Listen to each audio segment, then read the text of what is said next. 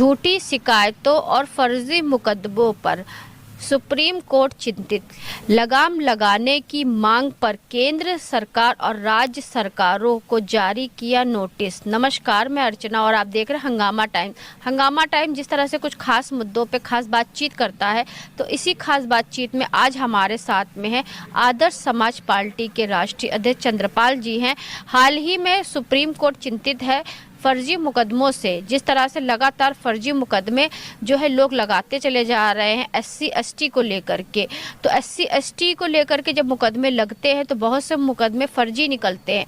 तो कौन से मुकदमे फर्जी हैं, कौन से मुकदमे सही हैं, ये कोर्ट भी नहीं समझ पाता है। तो हम चंद्रपाल जी से बात करेंगे। जिस तरह से झूठी शिकायतों, फर्जी मुकदमों को लेकर के सुप्रीम कोर्ट चिंतित है और राज्य सरकार और केंद्र सरकार को जो है नोटिस जारी करने वाली है, तो क्या कहना चाहेंगे सर? आपका बहुत बहुत स्वागत है। Thank you. तो फर्जी शिकायतें और फर्जीवाड़ा जो और होता है पूरे उस जीवन में, उस संबंध में हम बहुत पहले से ही चिंतित रहे हैं और हमने इसको एक्चुअली लगाम भी लगवाई थी। अधिकारियों के खिलाफ अधिकांश रूप से फर्जी मुकदमे, फर्जी शिकायतें लोग किया करते थे, जिससे कि अधिकारी भी स्वतंत्र रूप से कार्य नहीं कर पाते थे। मंत्री लोग हैं, उनके खिलाफ तो ज़्यादातर होता ही रहता है, मगर फिर भी जो है वो उसको कोई नियंत्रण नहीं हो पाया। मगर हमने जब कहा कि फर्जीवाड़े के जो भी शिकायत करता है उससे एफिडेविट लेना चाहिए, जिससे कि एफिडेविट के बाद जांच के पश्चात अगर झूठी पाई जाए कि ये झूठा कह रहा है, एफिडेविट झूठा दे रहा है, तो उसके खिलाफ सख्त से सख्त कार्रवाई की जाए। क्योंकि ST SC जब कानून लेकर के आया गया तो वो दलितों के लिए, पिछड़े वर्गों के लिए एक जो सुविधा लेकर के आया कि उनका जो है हनन ना हो और उनके अधिकारों का शोषण ना हो। लेकिन अब जो SC ST एक्ट का जो है लोग, दलित लोग हैं चाहे पिछड़े लोग हो, वो लोग फ़ायदा उठाते हैं। अगर मारपीट का झगड़ा हो, दलित में या ठाकुर में हो, तो दलित जो है ठाकुरों पे ST SC लगा देता है। खेती या ज़मीन का कोई मामला हो तो भी ST SC का जो है मामला लग जाता है। कोई जो है लड़ाई झगड़े का मामला हो तो भी SC ST लग जाता है, या कोई गाली गलौज हो तो भी SC ST लग जाता है। इतना आसान होता है SC ST लगाना? देखिए, SC ST लगाने के संबंध में हमारे पास कानपुर में हम एक फंक्शन बैठे थे, तो वहाँ पर 20-25 लेडीज़ खड़ी हो गई हॉल में, और वो कहने लगा, साहब आप प्रमुख सचिव हैं। उस समय हम प्रमुख सचिव थे किसी विभाग के, कि आप प्रमुख सचिव हैं और इस तरह से हम लोगों के साथ, मतलब SC ST वुमेन थी वो लोग, कि हम लोगों के साथ जाति होती हैं और शिकायत करते हैं तो कहते हैं कि फर्जी है, और उसका पहले मेडिकल एग्जामिनेशन हो, उसके बाद इन्वेस्टिगेशन शुरू होता है। तो उस समय लोगों, लेडीज़ ने ये उठ के खड़ा हुआ कि ये हमारे साथ बहुत अन्याय है। अगर ऐसा है कि हमारी फर्जी से माना जाता है, तो दूसरी जात की महिलाओं के खिलाफ भी यही बात होनी चाहिए कि उनकी भी बात बढ़ाई जाए, तो वो फर्जी माना जाए।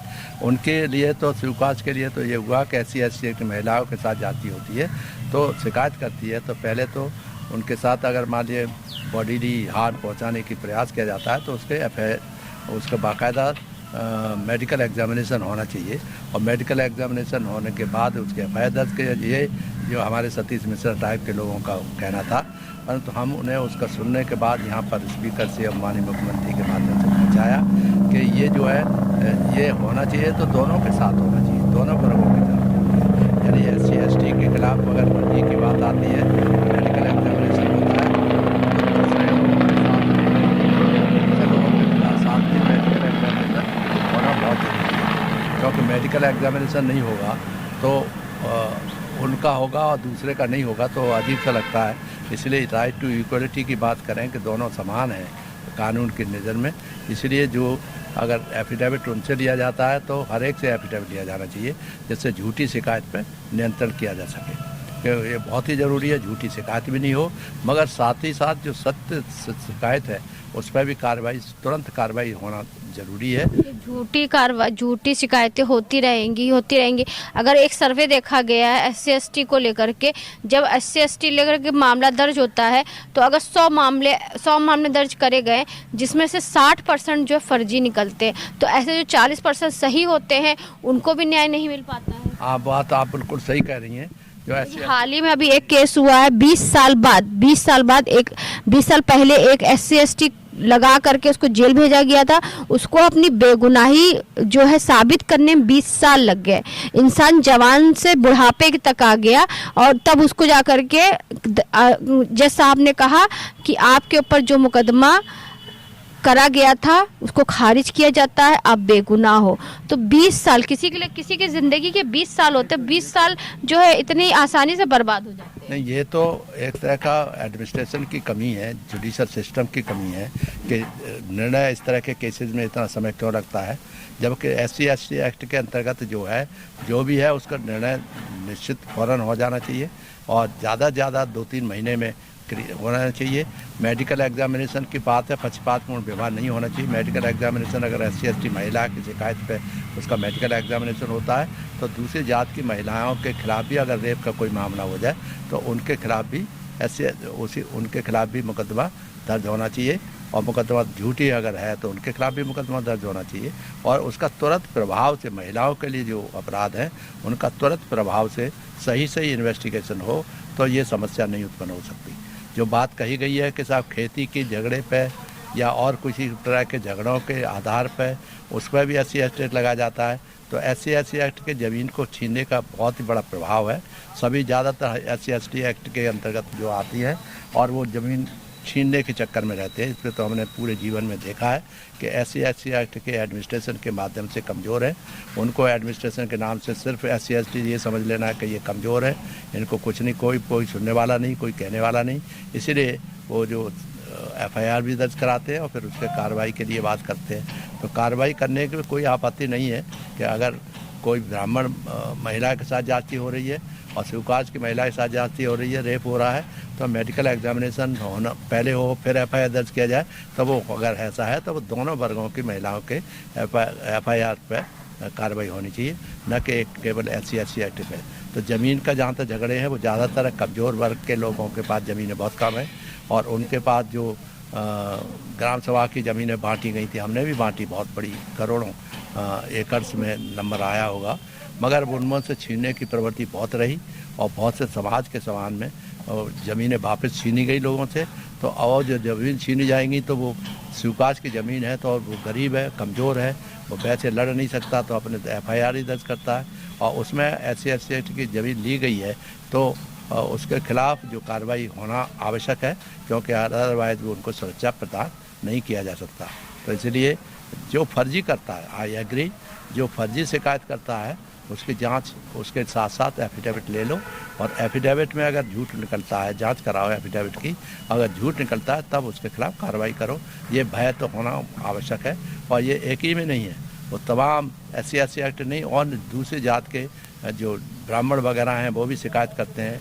गाँवों में पढ़े लिखे लड़के होता है एक आध जो आगे निकलने वाला होता है, उस पर उसके ऊपर किसी न किसी तरह से कोई न कोई एक्ट के अंतर्गत मुकदमा दर्ज करा देते हैं और फिर उनका कैरियर खराब हो जाता है। इसको भी सुनिश्चित करना आवश्यक है। तो इस कानून में और क्या सुधार की जरूरत है? यह कानून में यही सुधार की ज़रूरत है कि जो भी आप FIR दर्ज करने जा रहे हैं वो पहले से सर्टिफिकेट ले कि एफिडेविट दे कि वो सही है कि सही नहीं है। ये सबसे पहला वो है। हमने यह कराया था सरकारी अधिकारियों के बारे में, तो वो बात उससे बहुत असर पड़ा। अधिकारियों का शोषण होना बंद हो गया, नहीं तो हर आदमी हमारे है तो पूरी फाइल जो पोतना भरा पड़ा है, क्योंकि वो कोई न कोई एक आध आदमी पूरे विभाग में नाराज़ हो गया तो वो फट से एक दरख्वास्त लिख के भेज देता था। तो फिर उसे आख्या दें, हमने कहा हम कोई आख्या नहीं देंगे, आपको एफिडेविट दें और एफिडेविट देने के बाद हम जो है उसके बाद जवाब देंगे। तो ये प्रथा होना चाहिए। जो गलत काम करे उसको दंड मिलना चाहिए। संविधान के बचाने के लिए यही तरीका है कि हर मानव को समान अधिकार मिले, मगर ये हो कि कोई पक्षपातपूर्ण व्यवहार किसी के साथ नहीं होना चाहिए। हज़ारों वर्षों से SC/ST एक्ट के अंतर्गत जो आने वाली जातियां हैं उनके खिलाफ जाति होती रही है और उस जातियों को नहीं रोकोगे तो जातियां जिस तरह से आज कर देना है और बढ़ते जाता है। फिजिकली लोग दूसरी जात के लोग स्ट्रॉन्ग हैं, मजबूत हैं, वो पता लगा एक आध कोई पढ़ा लिखा लड़का काम का आ रहा है, उसे मार पीट के ठोक ठाक के ठीक कर लेते हैं। तो ये भी प्रथा नहीं गलत है कि अगर ऐसा एनार्की पैदा होगी और ऐसे करने लगे तो देश का बहुत बड़ा नुकसान होने की संभावना है। तो ये थे हमारे साथ में चंद्रपाल जी, जो आदर्श समाज पार्टी के राष्ट्रीय अध्यक्ष हैं।